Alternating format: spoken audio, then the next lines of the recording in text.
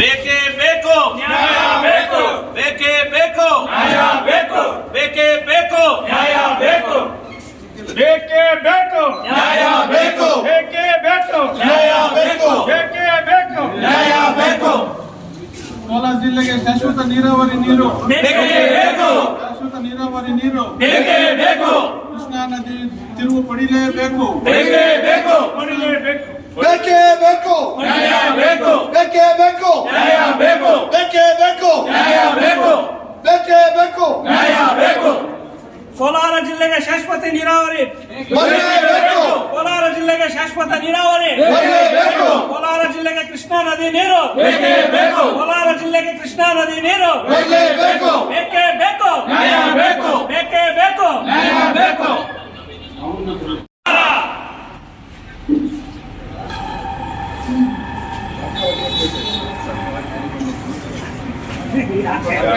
ಬೇಕು, ಬೇಕೇ ಬೇಕು, ನ್ಯಾಯ ಬೇಕು, ಬೇಕೇ ಬೇಕು. ನ್ಯಾಯ ಬೇಕು. ಅವರು ಬೇಕು, ತಹಸೀಲ್ದಾರ್ ಅವರು ಬೇಕು, ತಹಸೀಲ್ದಾರ್ ಅವರು ಬೇಕು. ಏನೋ ಒಂದು ಮೆಮೊರಾಂಡಮ್ ತಗೊಳಕ್ ಯಾರು ಇಲ್ವಾ?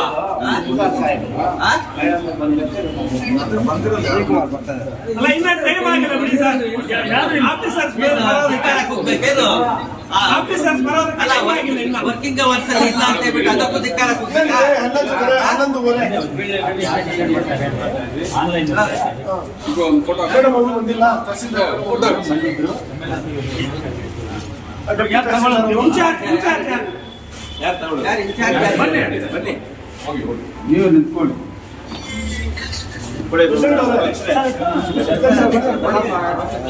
ಶಾಶ್ವತ ನೀರಾವರಿ ಯೋಜನೆ ನಮ್ಮ ಜಿಲ್ಲೆಗೆ ಬರಬೇಕು ಅಂತ ಮೆಮೊರಾಂಡಮ್ ಕೊಡ್ತಾ ಇದ್ದೀವಿ. ವಕೀಲರ ಒಂದು ಆಗ್ರಹ.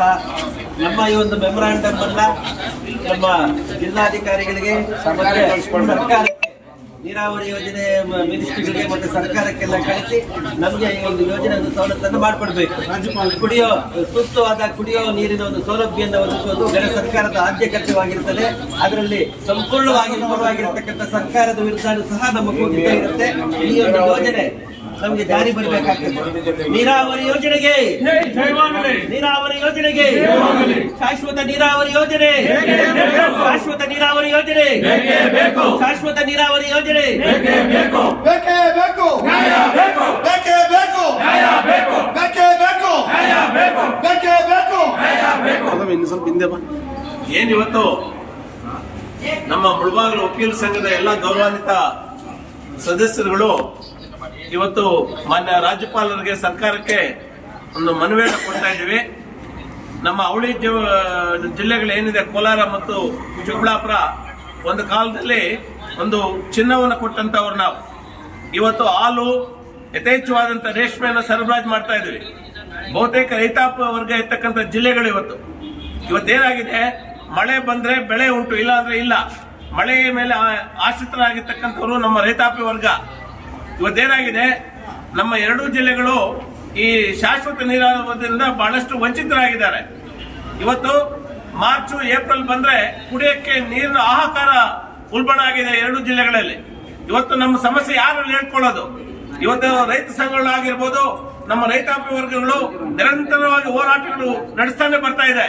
ಏನು ನಮ್ಗೊಂದು ಶಾಶ್ವತ ನೀರಾವರಿ ಕೊಡಿ, ಕೃಷ್ಣಾ ನೀರಾವರಿಯನ್ನ ತಗೊಂಡು ಬನ್ನಿ, ಇನ್ನ ಶಾಶ್ವತ ನೀರಾವರಿ ಕೊಡಿ ಅಂತ ನಮ್ಮ ಕೂಗಳು, ನಮ್ಮ ಎಲ್ಲಾ ವಕೀಲ ಸಂಘಗಳು, ಎಲ್ಲಾ ರೈತಾಪಿ ವರ್ಗಗಳು, ಎಲ್ಲಾ ರೈತಾಪಿ ವರ್ಗದ ಜನರು ಕೂಡ ಇವತ್ತು ಒಂದಲ್ಲ ಒಂದು ಹೋರಾಟಗಳು ನಡೆಸ್ತಾ ಬರ್ತಾ ಇದ್ದಾರೆ. ಇವತ್ತು ನಾವು ಮುಳಬಾಗಿಲು ವಕೀಲ ಸಂಘದಲ್ಲಿ ಎಲ್ಲ ನಮ್ಮ ಅಧ್ಯಕ್ಷರು ಮತ್ತು ಪದಾಧಿಕಾರಿಗಳ ಒಂದು ನೇತೃತ್ವದಲ್ಲಿ ಸಭೆ ಸೇರಿ ಇವತ್ತು ಸರ್ಕಾರಕ್ಕೆ ಒಂದು ಮನವಿಯನ್ನು ಕೊಟ್ಟು ಸರ್ಕಾರದ ಒಂದು ಗಮನವನ್ನು ಸೆಳೀತಾ ಇದ್ದೀವಿ. ಏನಂತ ಹೇಳಿದ್ರೆ, ಒಂದು ಶಾಶ್ವತ ಪರಿಹಾರವನ್ನ ರೈತರಿಗೆ ಕೊಡಿ, ಈ ಜಿಲ್ಲೆಗಳು ಕೊಡಿ. ಏನು ಹಾಹಾಕಾರ ಪ್ರಾರಂಭ ಆಗಿದೆ ಈ ಜಿಲ್ಲೆಗಳಲ್ಲಿ, ಅದಕ್ಕೆ ಒಂದು ಸಾಮಾಜಿಕ ನ್ಯಾಯ ಕೊಡಿ ಅಂತೇಳಿ ಇವತ್ತು ನಮ್ಮ ಎಲ್ಲಾ ವಕೀಲರುಗಳು ಸರ್ವಾನುಮತದಿಂದ ಒಂದು ಸರ್ಕಾರಕ್ಕೆ ಮನವಿಯನ್ನು ಕೊಡುವಂತ ಒಂದು ನಿರ್ಧಾರವನ್ನು ತಗೊಂಡು ಇವತ್ತು ತಹಸೀಲ್ದಾರ್ ಮುಖೇನ ನಾವು ಅಹವಾಲನ್ನು ಕೊಟ್ಟಿದ್ದೇವೆ. ಇವತ್ತು ಸರ್ಕಾರವನ್ನು ನಾವು ಕೇಳ್ಕೊಳ್ಳೋದಿಷ್ಟೇ, ಏನು ನಾವು ನಮ್ಮ ರೈತಾಪಿ ವರ್ಗ ಒಂದು ಶಾಶ್ವತ ನೀರಾವರಿ ಕೊಡ್ತಾ ಇದೆ, ಅದಕ್ಕೆ ಕೂಡಲೇ ಕ್ರಮ ಜರುಗಿಸಿ ಒಂದು ಶಾಶ್ವತ ನೀರಾವರಿಯನ್ನು ಕೊಡಬೇಕು ಅಂತೇಳಿ ಸರ್ಕಾರದಲ್ಲಿ ನಾವು ಮನವಿ ಮಾಡ್ತೇವೆ. ರಾಜಕಾರಣಿಗಳಿಗೆ ಇಚ್ಛಾಶಕ್ತಿ ಕೊರತೆ ಏನಿದೆ, ಆ ಒಂದು ಇಚ್ಛಾಶಕ್ತಿ ಕೊರತೆ ಪಕ್ಕದ ರಾಜ್ಯಗಳನ್ನು ನೋಡಿ ನಾವು ಕಲ್ತ್ಕೋಬೇಕಾಗಿದೆ. ಪಕ್ಕದ ರಾಜ್ಯಗಳ ಇಚ್ಛಾಶಕ್ತಿ ಎಷ್ಟು ಮಟ್ಟಿಗಿದೆ ಅಂದರೆ, ಎಲ್ಲೋ 400 ಕಿಲೋಮೀಟರ್ಲಿರೋ ಕೃಷ್ಣಾ ನೀರನ್ನು ನಮ್ಮ ಗಡಿ ಜಿಲ್ಲೆ ಆದಂಥ ಚಿತ್ತೂರು ಜಿಲ್ಲೆಗೆ ಸುಮಾರು 6 ತಿಂಗಳಿಂದ ಕುಪ್ಪಂವರೆಗೂ ಸಹ 6 ತಿಂಗಳಿಂದ ಅವರು ಪೂರೈಸ್ತಾ ಇದ್ದಾರೆ.